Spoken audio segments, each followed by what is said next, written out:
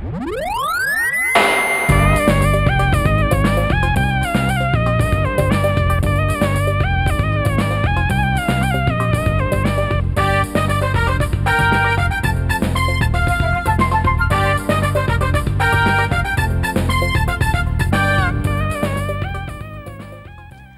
বিকেল বন্ধুরা, নিশ্চয়ই সবাই খুব ভালো আছো। তোমাদের সবাইকে স্বাগত কুইজ শো জানার আছে বলার আছেতে। তোমাদের সাথে আছি আমি সোনিয়া রিফাত। বন্ধুরা, আজকে শুরুতে তোমাদেরকে জানিয়ে দিব শহীদ মোহাম্মদ রফিক সম্পর্কে কিছু তথ্য। 1952 সালে ভাষা শহীদ মোহাম্মদ রফিক মানিকগঞ্জের দেবেন্দ্র কলেজে আইকম দ্বিতীয় বর্ষের ছাত্র ছিলেন। তার পিতার নাম আব্দুল লতিফ এবং মাতার নাম রফিজা খানম। 21শে ফেব্রুয়ারি ঢাকা মেডিকেল কলেজ প্রাঙ্গণে ছাত্র জনতার সাথে তিনিও মিছিলে অংশগ্রহণ করেন এবং পুলিশের ছোড়া গুলিতে মাথায় গুলিবিদ্ধ হয়ে শহীদ হন। তিনি ভাষা আন্দোলনের প্রথম শহীদ। 2000 সালে বাংলাদেশ সরকার শহীদ মোহাম্মদ রফিককে মরণোত্তর 21শে পদকে ভূষিত করেছে। বন্ধুরা, আজকে আমাদের সঙ্গে আছেন একজন কবি, নাট্যকার ও গীতিকার শহীদ রহমান। চলো কথা বলি তার সঙ্গে। আপনাকে স্বাগত কুইজ শো জানার আছে বলার আছে। কেমন আছেন? ভালো আছি, আপনারা কেমন আছেন? আমি খুব ভালো আছি। আজকে আপনাকে পেয়ে খুব ভালো লাগছে। বইমেলা চলছে, বইমেলা নিয়ে অনেক কথা বলবো, কারণ সাহিত্যের নানা অঙ্গনে আপনার পদচারণা। আপনি একজন কবি এবং এই বইমেলাতেও আপনার একটি বই এসেছে, নির্বাচিত কবিতা। সেই বইটি সম্পর্কে একটু জানবো।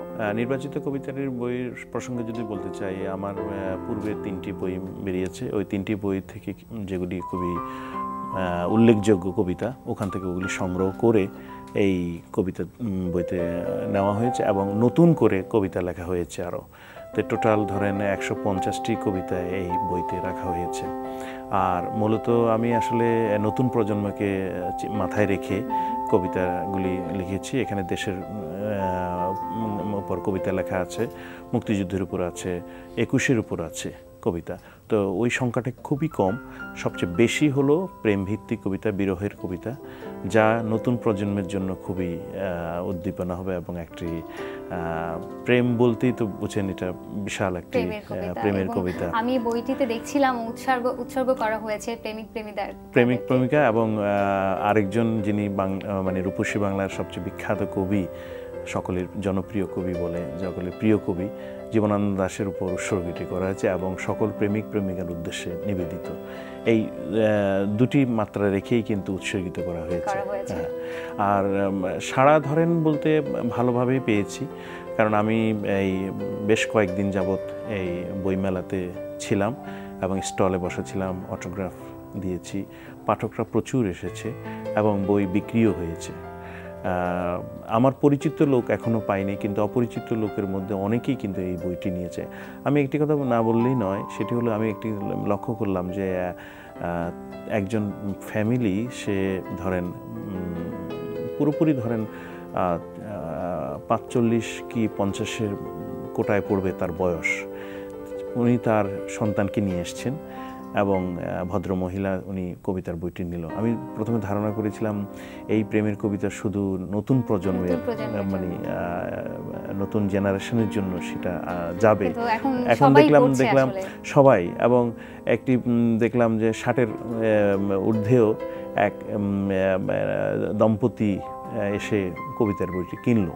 তো তাহলে বোঝা যাচ্ছে যে প্রেম শুধু যে নতুন প্রজন্মে বা অল্প বয়সের মানে ছেলে মেয়েদের জন্য যে প্রেম না, প্রেম সবার জন্য। ভালোবাসা দিবস, প্রেম, এগুলি সবার জন্য। আর শুধু যে প্রেম বলতে যে প্রেমিক প্রেমিকা না, মা বাবাকে ভালোবাসা, তারপরে আপনার স্বামী স্ত্রীকে ভালোবাসা, ভাই বোনকে ভালোবাসা, সব কিছু মিলিয়ে কিন্তু ভালোবাসা এবং প্রেম অন্তর্নিহিত, আমার দৃষ্টিতে যেটা বোঝা যাচ্ছে আর কি। অবশ্যই। তো এত সাড়া পাচ্ছেন কবিতাগুলো নিয়ে, আমি একটু জানতে চাই যে আপনার সর্বশেষ বই বের হয়েছিল 2008 সালে। না, আমার 2008 সালে। দীর্ঘ বিরতি। আমি এই বিষয়টা নিয়ে আপনার সঙ্গে আরো কথা বলবো, তবে একজন বন্ধু আছে, একটা ফোন কল নিয়ে আসি। হ্যালো, কে আছো? কেমন আছো? ভালো আছি। কোন স্কুলে পড়ো তুমি? কোন ক্লাসে? Brilliant school and college. কোন ক্লাসে পড়ো? ক্লাস 9-এ। ক্লাস 9-এ? বাহ, ঠিক আছে। কোন বিভাগটি পছন্দ বলো? ছোটদের পার্লামেন্ট। ছোটদের পার্লামেন্ট, বাহ, চমৎকার একটি বিভাগ। ঠিক আছে, প্রশ্ন করছি তোমার জন্য। প্রথম প্রশ্ন, ইংরেজি পার্লামেন্ট শব্দটির উদ্ভব কোন শতকে? অপশন ক 5ম শতকে, অপশন খ 11দশ শতকে, অপশন গ 13দশ শতকে। বলো, ঝটপট বলতে হবে। অপশন গ 14 শতকে। আবার বলো। অপশন গ। অপশন গ 13 শতকে, নিলাম। চমৎকার, একদম সঠিক উত্তর। দ্বিতীয় প্রশ্ন তোমার জন্য। বিখ্যাত ম্যাগনা কার্টা চুক্তি রাজা মানছেন কি না তদারকি করার জন্য কত সদস্যের কমিটি করা হয়েছিল? অপশন ক 20 সদস্য, অপশন খ 25 সদস্য, অপশন গ 30 সদস্য। বলো। 25 সদস্য। অপশন খ 25 সদস্য, নিলাম। চমৎকার, একদম সঠিক উত্তর। অভিনন্দন, তোমাকে 1000 টাকা সমমূল্যের বই পেয়ে যাচ্ছ তুমি। এবার বলো, তৃতীয় প্রশ্নে যাব? হ্যাঁ যাব। নিয়ম জানো? জানি। ঠিক আছে, যাচ্ছি পরের প্রশ্নে। ইংল্যান্ডের প্রাচীন সরকার পরিচালনা বিষয়ক ক্ষুদ্র পরিষদ উইটেনগিমেট কে সংক্ষেপে কি ডাকা হতো? অপশন ক উইটেন, অপশন খ গিমেট, অপশন গ কিউরিয়া। বলো। অপশন ক ইউটেন। অপশন ক উইটেন, নিলাম। চমৎকার, একদম সঠিক উত্তর।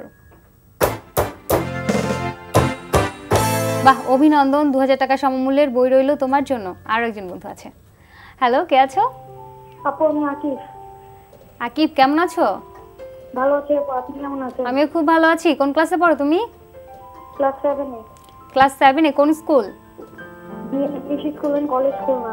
বাহ, চমৎকার। ঠিক আছে, কোন বিভাগটি পছন্দ বলো? খেলার মাঠ। খেলার মাঠ। কোন খেলা পছন্দ তোমার?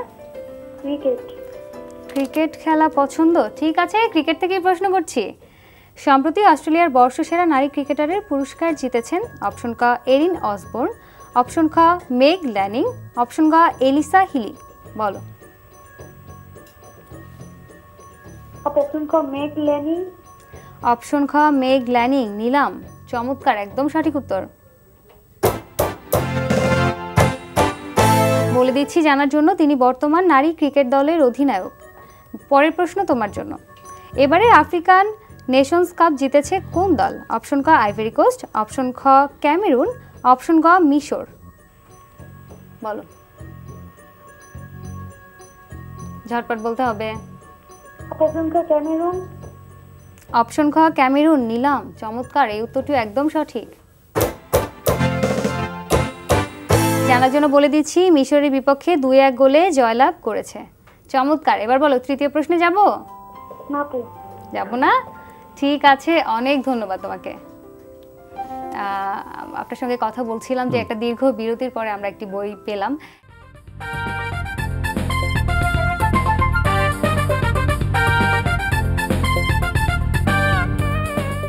দেখছো কুইজও জানার আছে, বলার আছে। আজকে আমাদের সঙ্গে আছেন কবি, নাট্যকার ও গীতিকার শহীদ রহমান। আপনার সঙ্গে কথা বলছিলাম বই প্রসঙ্গে। এবারের বই মেলায় যে বইটি এসেছে নির্বাচিত কবিতা, আপনার কবিতাগুলো থেকেই নির্বাচিত করে একটি বই প্রকাশ করা হয়েছে। তো যেটা জানতে চাচ্ছিলাম যে সেই 2008 থেকে এত বিরতি কেন একটা কবিতার বইয়ের জন্য? 2008 থেকে বিরতির মূল কারণ হলো আসলে আমি নাটকের দিকে একটু ঝুঁকে পড়েছিলাম। কারণ নাটক লেখা খুবই কঠিন ব্যাপার। কবিতা লেখাও কঠিন, কিন্তু নাটকে ধরেন প্রত্যেকটা দৃশ্য আমাকে ভাগ করে রাখতে হয় না, পাত্রপাত্রীর উপর নির্ভর করে। কবিতা তো ধরেন একটা বিষয়ের উপর হয়, প্রেমিকের উপর বা প্রেমিকার উপর বা কোনো একটা বিষয়ের উপর আমি লিখে দিলাম, ওইটা ধরেন হাইস্ট হলে 10-15 লাইন। কিন্তু নাটকের তো ধরেন ওই ধরনের না, ওইটা তো সিকোয়েন্স অনুযায়ী আপনাকে ভাগ ভাগ করে লিখতে হয়। এই জন্য আমার মানে একটা বিরতি হয়েছে। আমি নিজের থেকেও একটু বিরতি করেছিলাম, কারণ 2005-এ করেছি, 2008-এ করেছি।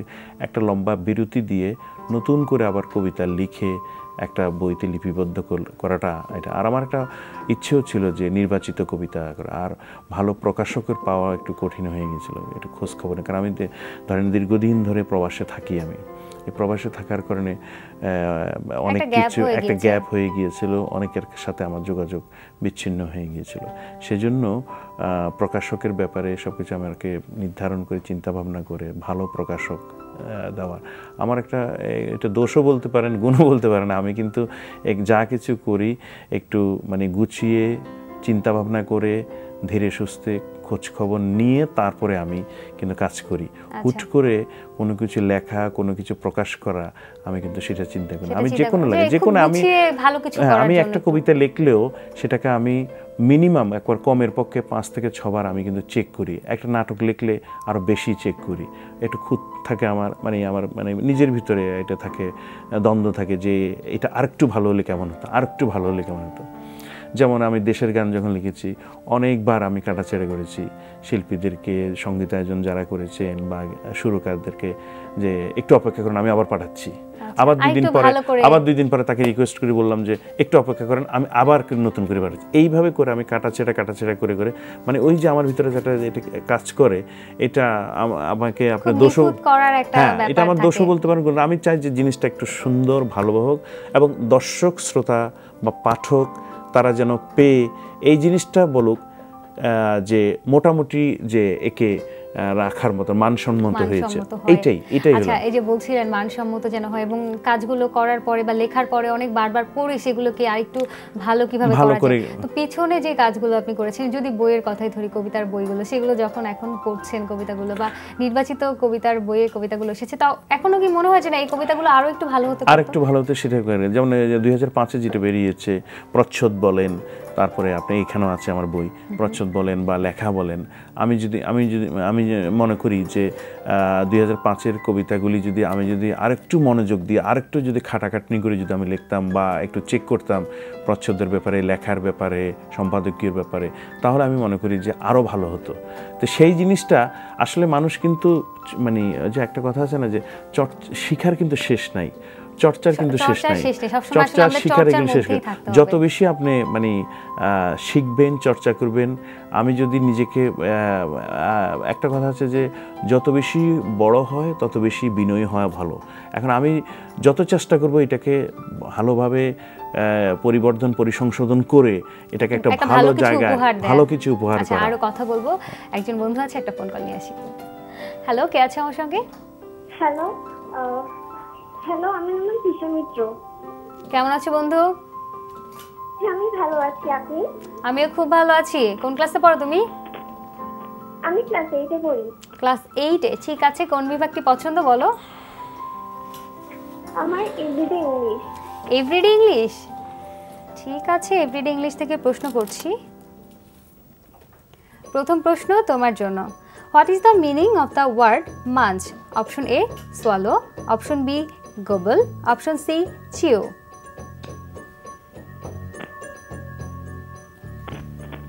Option B gobble. Option B gobble নিলাম, কিন্তু দুঃখিত আপু, উত্তরটি ভুল। সঠিক অ্যান্সার সি চিও। আর একজন বন্ধু আছে। হ্যালো, কে আছো? হ্যালো, আমি লিয়া। কেমন আছো বন্ধু? জি, ভালো আছি। কোন ক্লাসে পড়ো তুমি? ক্লাস 10। ঠিক আছে। কোন বিভাগ থেকে প্রশ্ন করব বলো? গুণীজনের বাণী। গুণীজনের বাণী? গুণীজনের বাণী কি মেনে চলা হয়? জি। জি, ঠিক আছে। প্রশ্ন করছি। প্রথম প্রশ্ন, অনুমান বা ধারণা থেকেই জ্ঞানের উৎপত্তি কথাটি বলেছেন অপশন এ এরিস্টটল, অপশন খ আর্কিমিডিস, অপশন গ জর্জ ক্যান্টর। বলো। অপশন ক এরিস্টটল। অপশন ক অ্যারিস্টটল নিলাম, চমৎকার, একদম সঠিক উত্তর। অভিনন্দন বন্ধু, 500 টাকা সমমূল্যের বই রইল তোমার জন্য। পরের প্রশ্ন, বৃদ্ধরা জীবনকে যত বেশি ভালোবাসে যুবকেরা ততখানি বাসে না, কার উক্তি এটি? অপশন ক আলবার্ট আইনস্টাইন, অপশন খ ফ্রেডরিক হার্ব, অপশন গ থমাস উইলম্বন। বলো। অপশন খ ফ্রেডরিক হার্ব। অপশন খ ফ্রেডরিক হার্ব নিলাম, চমৎকার, একদম সঠিক উত্তর। অভিনন্দন, 1000 টাকা সমমূল্যের বই পাচ্ছ তুমি। তৃতীয় প্রশ্নে যাব? জি, যাব। নিয়ম জানো তো? জি। ঠিক আছে, যাচ্ছি। ঈশ্বর পৃথিবীকে ভালোবাসেন এবং তিনি আপনাকে আমাকে পাঠিয়েছেন তার ভালোবাসা এবং সহায়তা দরিদ্রের কাছে পৌঁছে দেওয়ার জন্য। বিখ্যাত এই উক্তিটি কার? অপশন ক ক্রিস্টোফার মার্লো, অপশন খ মাদার তেরেসা, অপশন গ লর্ড অ্যাক্টন। বলো। ঝটপট বলতে হবে। অপশন ক মাদার তেরেসা। অপশন খ মাদার তেরেসা নিলাম, চমৎকার, একদম সঠিক উত্তর। বাহ, অভিনন্দন, 2000 টাকার সমমূল্যের বই রইল তোমার জন্য। আপনার সঙ্গে কথা বলছিলাম, এই শিশুরা চমৎকারভাবে উত্তর দিচ্ছে, একটু এই প্রসঙ্গেই আমরা আসি। শিশু সাহিত্য চর্চাটা কেমন হচ্ছে? শিশু সাহিত্য চর্চা আমাদের বাংলাদেশে একেবারে যে খারাপ হচ্ছে আমি তা বলবো না, হচ্ছে, কিন্তু আরও ভালো হওয়া উচিত, আরও বেশি করে হওয়া উচিত। যেমন আমাদের পার্শ্ববর্তী দেশ ভারতে শিশু সাহিত্য কিন্তু বেশ ভালোভাবে হচ্ছে। আমি যেটা মনে করি, আমি এবার মেলাতে ধরেন বেশ কয়েকদিন, প্রায় 1 সপ্তাহ যাবৎ ছিলাম, মেলা মানে পর্যবেক্ষণ করেছি, এবং সেখানে গিয়ে আমি ধরেন অটোগ্রাফ দেওয়া, পাঠকদেরকে বই মানে কেনা বিক্রির ব্যাপারে সহযোগিতা করা, এবং চেনা অচেনা পরিচিত অনেকেই এসেছে, আপনার বই সংগ্রহ করেছে, নিয়েছে। তো সেখানে একটা জিনিস আমি লক্ষ্য করলাম যে শিশুদের অংশগ্রহণটা অনেক কম। তো এই জিনিসটা যদি আমাদের বাড়ানো হয়, ঢাকাতে অনেক স্কুল আছে, যদি পরিদর্শনের নামেও যদি বাচ্চাদেরকে নিয়ে এসে যদি মেলা প্রাঙ্গণ দেখানো হয়, সেখানে ঘোরানো হয়, তাহলে হচ্ছে কি এই শিশুদের মধ্যে একটা উদ্ভূত মানে কাজ করবে যে মেলা জিনিসটা কি, বই মেলাটা কি, এবং আসলে ওদের মধ্যে একটা উৎসাহ তৈরি করে দিতে হবে যে আমি বই মেলাতে যাব, বই পড়ব। হ্যাঁ, আগে যেমন দেখতাম যে একটা বাচ্চা যদি মায়ের সাথে আসতো, তখন সে বায়না ধরতো যে আমাকে ওই বইটা কিনে দিতেই হবে, এবং না দিলে সে কান্না করতো, সে মাটিতে গড়াগড়ি করতো। আচ্ছা, এখন বই মেলায় আসলে মানে শিশুদের অংশগ্রহণ কতটা কমেছে না বেড়েছে?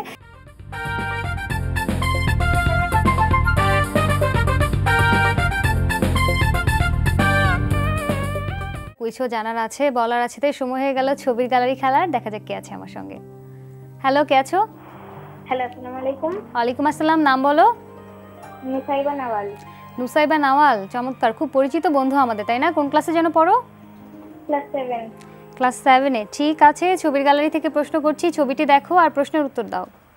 প্রথম প্রশ্ন, জুভেন্টাসের এই স্ট্রাইকারের নাম বলো। অপশন ক অ্যালেক্স সান্দ্রো, অপশন খ পাওলো দিবালা, অপশন গ সামি কেদিরা। বলো।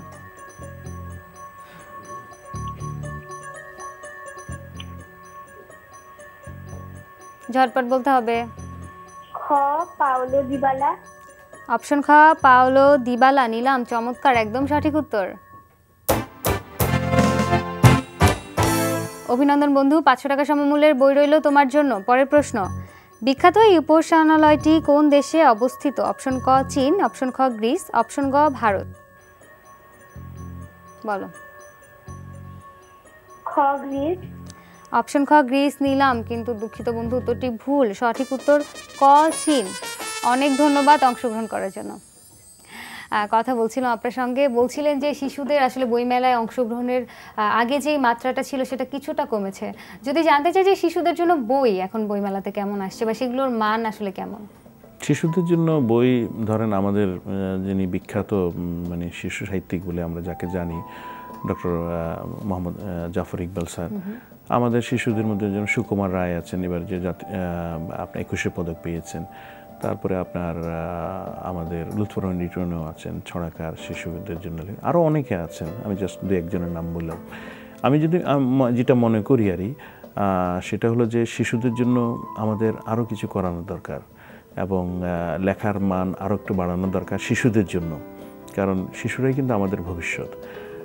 তুলনামূলকভাবে বই আসছে, গুণগত মান আছে, আর একটু ভালো হওয়া উচিত, ভালো হলে জিনিসটা, কারণ এদের উপরেই কিন্তু দেশের সবকিছু নির্ভর করে, এরাই হলো আগামী প্রজন্ম, আগামী প্রজন্মের ভবিষ্যৎ বলা হয়। আচ্ছা, আপনি যে বলছিলেন যে কবিতা চর্চাটাই কিছুটা একটু কমে গিয়েছে, কারণ নাটক নিয়ে অনেক বেশি কাজ করা হচ্ছে, সেই প্রসঙ্গে যদি আমরা একটু আসি যে নাট্য চর্চাটা কেমন চলছে? আপনি মঞ্চ নাটকে অভিনয় করেছেন, সেই অভিজ্ঞতাগুলো। আমি গ্রুপ থিয়েটার ফেডারেশন করেছি।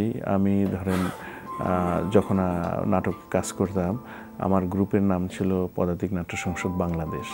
সেই গ্রুপের মাধ্যমে আমি মানে আজকের এই নাট্যচর্চা বলেন, নাটক লেখা বলেন, এই পর্যায়ে এসেছি। তো তখন তো ধরেন মানে আমাদের নিজের পকেটের পয়সা দিয়ে রিহার্সেলে যেতাম, কাজ করতাম। আমি ধরেন বেশিরভাগই বিদেশি অনুবাদে নাটক করেছি। তার মধ্যে যেমন ধরেন ব্রেক্টের নাটক মাদার কারেজ করেছি আমি শেক্সপিয়ারের করেছি আমি, টিনের তলোয়ার করেছি আমি ওলে সোয়িঙ্কার The Lion and the Jewel করেছি আমি। তারপরে আপনার মনোজ মিত্রের নৈশভোজ করেছি আমি, সাজানো বাগান করেছি আমি। তো এই ধরনের আমি অনেক বিখ্যাত নাটকে করেছি এবং মূল চরিত্রে কাজ করার আমার সৌভাগ্য হয়েছে। তো আমার গ্রুপের প্রতি আমি যথেষ্ট আন্তরিক অভিনন্দন, ধন্যবাদ জানাচ্ছি যে এখনও তারা আমাকে স্মরণ করছে। আমি এবার যখন দেশে আসলাম, ওদের যৌথ প্রয়াসে এই যে দেশ পাবলিকেশন যে আমার যে বইটা বের করেছে নির্বাচিত কবিতা, দেশ পাবলিকেশন এবং পদাতিক নাট্য সংসদ বাংলাদেশ এদের যৌথ ব্যানারে এই আমার বইটির মোড়ক উন্মোচন করা হয় গত 18ই ফেব্রুয়ারি। এবং এই বইটির মোড়ক উন্মোচনে যিনি সভাপতিত্ব করেছিলেন বাংলাদেশের অত্যন্ত নামকরা একজন সাংবাদিক এবং সাংস্কৃতিক ব্যক্তিত্ব শব্দ সৈনিক কামাল লোহানী, উনি সভাপতিত্ব করেছেন। সেখানে ধরেন বাংলাদেশের অনেক বরেণ্য ব্যক্তিরা কিন্তু উপস্থিত ছিলেন, 10 জন অতিথি ছিলেন। আচ্ছা, নাটক প্রসঙ্গে বলছেন দীর্ঘ একটা পথ চলা নাটক, মঞ্চ নাটকের সঙ্গে, এবং এখন আপনি নাটক লিখছেন, সেই অভিজ্ঞতাটা একটু জানবো। মঞ্চ নাটক ধরেন আমি তো শুরু করেছি 88 সাল থেকে। 88 সাল থেকে আমি 99 পর্যন্ত 1999 পর্যন্ত কাজ করেছি। এরপর তো আর আমি মঞ্চে কাজ করিনি। এরপর আমি টিভিতে বেশ কয়েকটা সিরিয়ালও করেছি। তারপর আপনার এই তখন সাপ্তাহিক নাটক থাকতো শুক্রবারে, সেই সাপ্তাহিক নাটক করার আমার সুযোগ হয়েছে আর বিভিন্ন শিল্পীদের সাথে। আমি নাটক লেখা শুরু করি ধরেন 2008-09 লেখা শুরু করি আর 9 মূলত আমি ভালোভাবে নাটক লেখা শুরু করি। এই নাটক লেখা আমি মোটামুটি ধরেন 8-10 খানা নাটক লিখেছি, প্রচারিত হয়েছে। আমি আসলে মূলত লিখি ঈদ উপলক্ষে নাটক, অকেশনগুলো। আপনি প্রশ্ন করতে পারেন যে আপনি কেন অকেশনগুলো লেখার কারণ হলো যে অকেশনে নাটক দর্শক আমি প্রচুর পাই। কারণ এই যে মনে করেন আমার নাটক সুবর্ণা মোস্তফা করেছেন, শহীদুজ্জামান সেলিম করেছেন, ইফতেখার দিনার করেছেন, নাদিয়া করেছেন, তারপরে আপনার নাইম করেছেন, রাইসুল ইসলাম আসাদ করেছেন। তো আমার এই নাটকগুলি করার কারণ হলো যে এই বিশেষ দিনে যে আমি বিশেষ দিনে প্রচুর দর্শক পাই। দর্শকরা আসলে বিশেষ দিনগুলো, আর নর্মাল ডেতে যেই নাটকগুলি যায় সেটাও হয় দর্শক, কিন্তু হয়েছে কি আমাদের আসলে এই আকাশ সংস্কৃতির এমন ক্ষতিগ্রস্ত হচ্ছে যে ভারতীয় চ্যানেলের কারণে, এতে করে আমাদের নর্মাল ডেতে দর্শক কমে যাচ্ছে।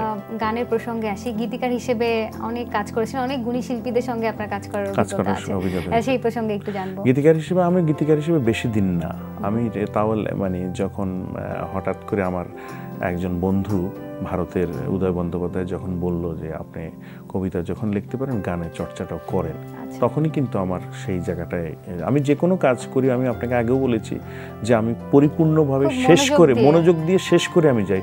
ওই আধা ভাঙা অর্ধেক করে আমি কাজ করে আমি কখনো আমার জীবনকে আমি গড়তে চাইনি। আমি চাই পরিপূর্ণভাবে জিনিসটা শেষ করে, এবং যে কাজই ধরি সেটাকে শেষ করে দিই, তারপরে আমি কিন্তু আরেকটা নতুন কিছু কাজে হাত দেওয়া হয়। আচ্ছা, আপনার সঙ্গে এই প্রসঙ্গে আরো কথা বলতে চাই, তবে একজন ছোট্ট বন্ধু আছে, একটা ফোন করে আসি। হ্যালো, কে আছো? হ্যালো, আসসালামু আলাইকুম। ওয়ালাইকুম আসসালাম, নাম বলো। আপু, আমার নাম নুরিন আঞ্জুম। কেমন আছো বন্ধু? খুব ভালো আছি, তুমি কেমন আছো? আমি খুব ভালো আছি। কোন ক্লাসে যেন পড়ো? 6 ক্লাস 6 এ। ঠিক আছে, কোন বিভাগটি পছন্দ বলে ফেলো ঝটপট। Everyday English. এভরিডে ইংলিশ, ঠিক আছে। প্রথম প্রশ্ন তোমার জন্য। Mumtaz was buried dash the Taj Mahal. Option A in front of, option B inside, option C outside. আপু, A in front of. Option A in front of নিলাম, কিন্তু দুঃখিত আপু, উত্তরটি ভুল। সঠিক অ্যান্সার বি ইনসাইড। হ্যাঁ, আপনার সঙ্গে কথা বলছিলাম গীতিকার প্রসঙ্গে। তো ওই প্রসঙ্গে তখন আমি ওই ভারতীয় শিল্পীদের জন্য আমি গান লিখি আরই। তাদের মধ্যে ধরেন শ্রীকান্ত আচার্য, শুভমিতা, আমাদের বাবুল সুপ্রিয় ভারতের মন্ত্রী, তারপরে হলো আপনার শ্রীরাধা বন্দ্যোপাধ্যায়, অন্বেষা, রূপঙ্কর, তারপরে মনোময় ভট্টাচার্য, এরা সবাই 14টি গানের 2টি করে সবাই গেয়েছেন আরই। তো ধরেন ভারতের শিল্পীরা প্রথমে তো ধরেন আমার এই গান, কারণ আমি বাংলাদেশের একটি ছেলে, হঠাৎ করে তারা গাইবে, তো তারা মানে আমার একটু গানের চিন্তাভাবনা করেছে না আর কি। চিন্তাভাবনা তো করেছে, আমার গানের অনেক কিছু পরিবর্তন করেছে। আমি যেই লেখাগুলি তাদের কাছে প্রথমে পাঠিয়েছিলাম, তারা কিন্তু প্রথমে আমার গানটাকে ওইভাবে সাড়া দেয়নি। আমি দীর্ঘ 1টি বছর আমি তাদের পিছনে ঘুরেছি এবং আমি অনেক পরিবর্তন মডিফাই করে করে তাদেরকে এই যে ইন্টারনেটের মাধ্যমে পাঠিয়ে, ইমেলের মাধ্যমে পাঠিয়ে তাদেরকে এটা করা। এবং ওনারা একটি কথাই বলেছেন, ওনাদের সুরকার দিয়েই করতে হবে। তো ওনাদের কথা মতন আমি সেটা রেখেছি। উদয় বন্দ্যোপাধ্যায় এবং গৌতম ঘোষাল দুজনই সুরকার, ভারতের কলকাতার নামকরা সুরকার। ওরা চলচ্চিত্রের প্রচুর গানে সুর করেছেন, ওরাই সুর করেছেন এবং এই অ্যালবামটি বেরিয়েছে এবং সেটা লেজার ভিশন এর ব্যানারে বাংলাদেশে। কারণ আমি ভারতের কোনো মানে অডিও কোম্পানিকে না দিয়ে আমি আমার দেশের, আমার মাটির যেই লেজার ভিশন কোম্পানি আছে ওদের আমি গানগুলি হস্তান্তর করি এবং ওরা খুব সফলভাবে এই অ্যালবামটি 7টি তারা দ্বীপ এই অ্যালবামটি ব্যবসা করেছে এবং সারা বাংলাদেশের জনপ্রিয়তা হচ্ছে। এখনও আমি যদি উত্তরবঙ্গে বা আপনার এই যে চট্টগ্রাম বিভাগের যে কোনো জায়গায় যায়, ওই অ্যালবামটি এখনও পাওয়া যায়, খুঁজলে এখনও পাওয়া যায় যে 7টি তারা দ্বীপ লেজার ভিশনের কোম্পানি। এই গেলেও একটা। দ্বিতীয়ত হলো যে এটা আপনাদের চ্যানেলও আমাকে একটা অভিযোগ করেছে যে আমি ভারতীয় শিল্পীদের জন্য গান লিখি, বাংলাদেশি শিল্পীরা কেন আমার গান গায় না। আসলে ভারত বাংলাদেশ নিয়ে কোনো কথা না, সীমানা একটি তার কাটার মধ্যে আমরা যে জড়িয়ে আছি সেটা, কিন্তু আমরা শিল্পীদের কোনো সীমানা নেই, কি ভারত কি বাংলাদেশ, সবাই আসলে আমরা এক শিল্পী, সবার শিল্পী কি হোক। অনেক ধন্যবাদ আপনাকে, আসলে অনেক গল্প করার ইচ্ছে ছিল কিন্তু সময় শেষ হয়ে যায়। অনেক ধন্যবাদ আজকে আমাদেরকে সময় দেওয়ার জন্য। আপনাদেরকে অনেক ধন্যবাদ, এনটিভি আমাকে এইভাবে সুযোগ করে দেওয়ার জন্য অসংখ্য ধন্যবাদ জানাচ্ছি আবার এনটিভিকে। অনেক ভালো ধন্যবাদ। থাকবেন আপনারা। অবশ্যই। বন্ধুরা, দেখতে দেখতে আয়োজনের একদম শেষ পর্যায়ে চলে এসেছি। বিশ্বের যে কোনো প্রান্ত থেকে যে কোনো সময় এনটিভিতে সম্প্রচারিত সংবাদ ও অন্যান্য সকল অনুষ্ঠান উপভোগ করতে ভিজিট করুন আমাদের পূর্ণাঙ্গ ওয়েব পোর্টাল www.ntvbd.com। আজকের মতো এখানেই বিদায় নিচ্ছি। সবাই অনেক ভালো থাকবেন, সুস্থ থাকবেন।